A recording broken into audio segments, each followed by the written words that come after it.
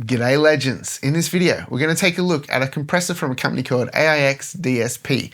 It is the Intuition Compressor. Besides being a great sounding compressor, it's also a really helpful compressor in showing you exactly what is happening to the signal as you're running it through the compression. If you struggle a bit with compression and you don't know exactly what it's doing to the sound as you're playing with all those parameters, then this compressor is going to be really helpful for you to visually see exactly what's happening to your sound. So here's the Intuition Compressor, and it can seem a little overwhelming at first glance because there is quite a few parameters, but it's all the general stuff here. We've got our threshold, our ratio, our knee. We've also got a punch section, which is kind of like a bit of transient designing. Cool little look ahead feature, the attack, hold, release. There's a mix knob, some makeup gain. There's also auto gain as well, and a limiter. So plenty of options here to dial in your compression. There's also 3 types of compression: feedback, feed forward, and bus. We'll have a look at that as well. So to start with, let's check this out on a vocal, and I'll kind of show you exactly what this compressor is doing. Picking up the red dirt on a hot day, praying for the rain. Picking up a cold one as the sun goes down, it's the only way.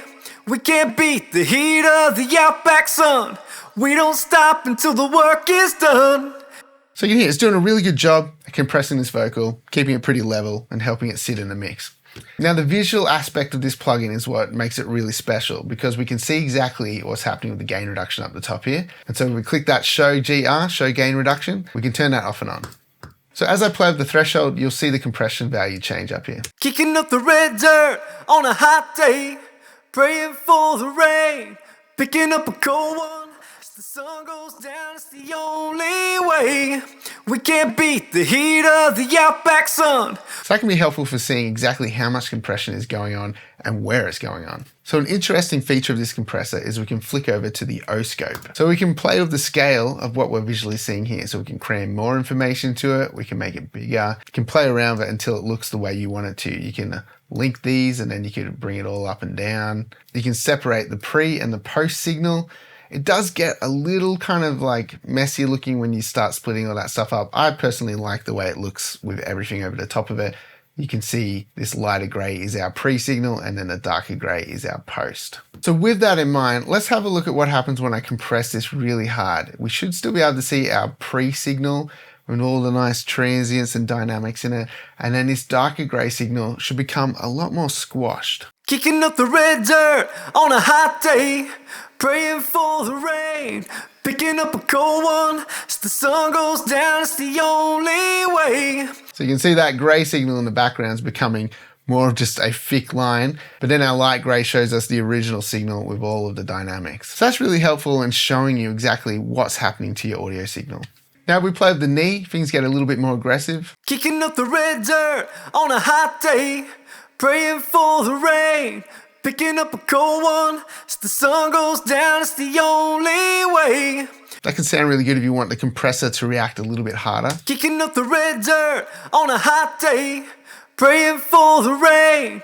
Picking up a cold one as the sun goes down, it's the only way. I kind of like a medium soft kind of knee on vocals. Don't really want it to sound too grabby. Just like any normal compressor, you've got your attack and release, but there's also a hold knob here, which is kind of interesting. Once the compression passes the threshold, it holds onto it, and check out what it does. It's kind of interesting. Kicking up the red dirt on a hot day, praying for the rain. Picking up a cold one as the sun goes down, it's the only way. If we push the release knob all the way over to one side, it goes into auto mode. Kicking up the red dirt on a hot day, praying for the rain. So you can see the compression's a lot gentler, release is a lot slower. In the mix, this probably wouldn't work so well on vocals. Kicking up the red dirt on a hot day, praying for the rain. Just makes the vocals sound a little too glued and like sort of sunk into the mix, where we want that lead vocal up front. So that's where the faster release really helps. Kicking up the red dirt on a hot day, praying for the rain. When I mixed this, I used an 8:1 ratio. I thought that sounded pretty cool. But have a listen to it on our general 4:1, which is a standard kind of vocal ratio. Kicking up the red dirt on a hot day, praying for the rain. Picking up a cold one as the sun goes down, it's the only way. Kind of like the extra edge that the 8:1 gave the vocal. Kicking up the red dirt on a hot day, praying for the rain. Definitely helps it stand out in the mix a little bit better. Now I have it on auto gain mode. Have a listen to what happens when we turn this off. Kicking up the red dirt on a hot day, praying for the rain, picking up a cold one as the sun goes down. It's the only way. We can't beat the heat of the... So with auto gain on, as we pull the signal down, it also boosts the gain at the same time. Kicking up the red dirt on a hot day, praying for the rain, picking up a cold one as the sun goes down. It's the only way. We can't beat the heat of the outback sun. So we can see we're still getting those loud peaks, and the auto gain is kind of bringing the vocal still up to those peak volumes, but not really going anywhere past that. So even though it sounds a lot louder with auto gain on, it's literally just bringing the vocal up to a similar volume when those loud peak moments happen. Kicking up the red dirt on a hot day, praying for the rain. We can't beat the heat of the outback sun. There's a limiter with 3 options. You can have it off, on a soft limiter or a hard limiter, and then you just pull your threshold down until you start to see this lighting up, and that means that the limiter's doing its thing. This is handy if you've got any sort of spiky peaks coming through and you just want to cut them down. Kicking up the red dirt on a hot day, praying for the rain. So you see it's a bit of a gritty sounding limiter too, which can be really cool if you're going for an effect like that. It can add some drive to the sound. You can see the signal up here. You can see how it's getting flattened out by the limiter as well. Kicking up the red dirt on a hot day, praying for the rain, picking up a cold one as the sun goes down. It's the only... If you want it to be subtle, maybe try the soft limiter and just use it sparingly. Kicking up the red dirt on a hot day, praying for the rain. So let's check it out on the mix bus.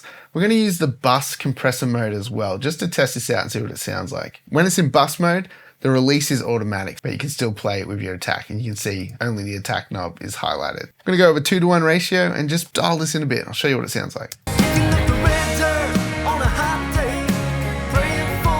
So you can see the signal getting pushed down there, getting a little bit squashed. Pushing some makeup gain into it, so we're getting the similar level back.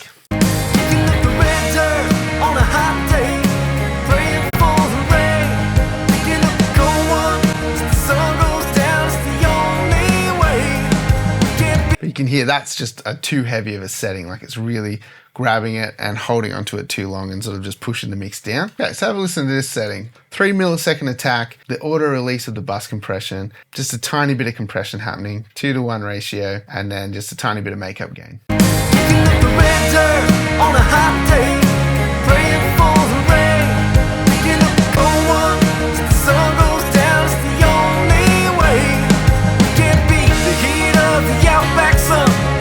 Definitely adding some nice thickness and punch to the mix. So let's go back to our feedback mode and then put this into auto and see if it sounds much different.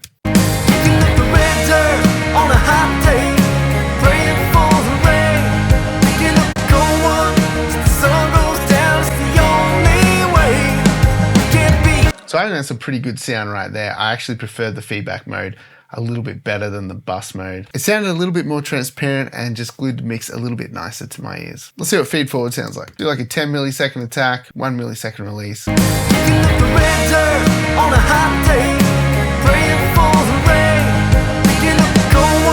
The fast release is pretty aggressive. Around there sounds pretty good.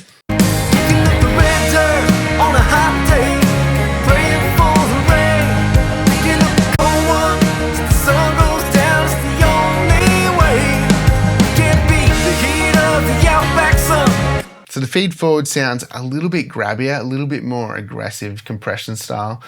I still think overall the feedback is a little bit more musical. But again, it all comes back to the settings you dial in. So let's have a little play of this on the drum bus now. And I want to show you a cool thing with the look ahead feature. By using the look ahead, we can make the compressor react before the sound actually happens. When the look ahead's on 0, the compressor is reacting as the sound hits the compressor. When we add look ahead to the compressor can see the signal coming in and then it can react to it before it actually happens. And there's a whole bunch of delay compensation going on between the plugins and the DAW to make this happen. But you can see here that the compressor is actually reacting before the transients of the drums. We've got the look ahead at about 20 milliseconds.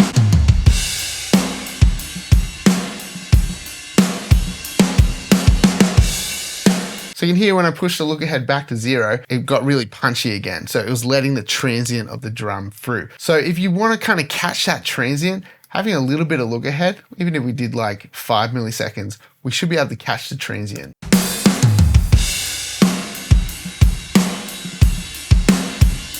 It creates a really cool pumping and energetic sound. And you can see I've got the mix knob actually at 3%. Now this is because we've got auto gain on as well. Have a listen to what it sounds like on 100%.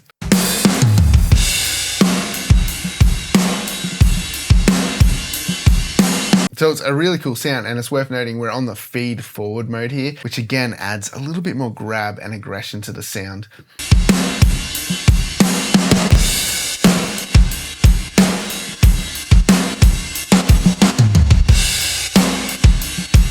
You get some really crazy sounds with that look ahead. We've moved the compression forward and it's reacting before the actual transient. So like I said, even a couple of milliseconds looking ahead, we can really grab that transient and add some real aggression to the drums. And by pulling the mix knob back, we can have the transient and punch of the drums, but then also all of this aggression that we're adding.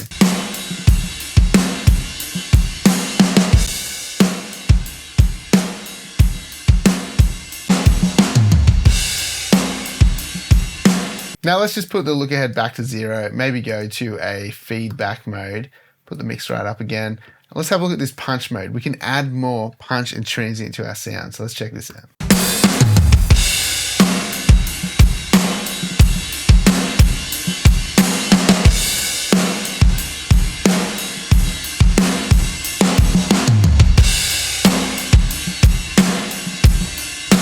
And again, the visualizer is being really helpful here. We can see that the gain reduction is no longer happening so much on the transient. We can see that the transient is coming through and then the gain reduction is happening.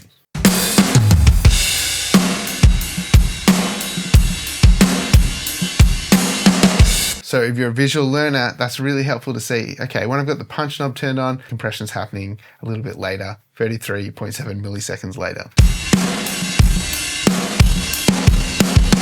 See how jagged the signal is there? Because we've got a really fast release, it's creating more distortion to the sound.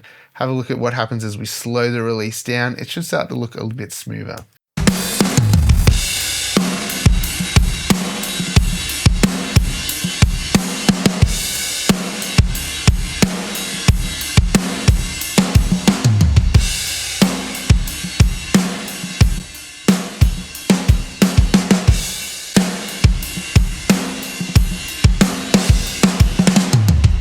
So again, really great for visually seeing and understanding what's happening with the compression that you're applying. It's a really great sounding compressor, especially on the drums. It's really crushing it.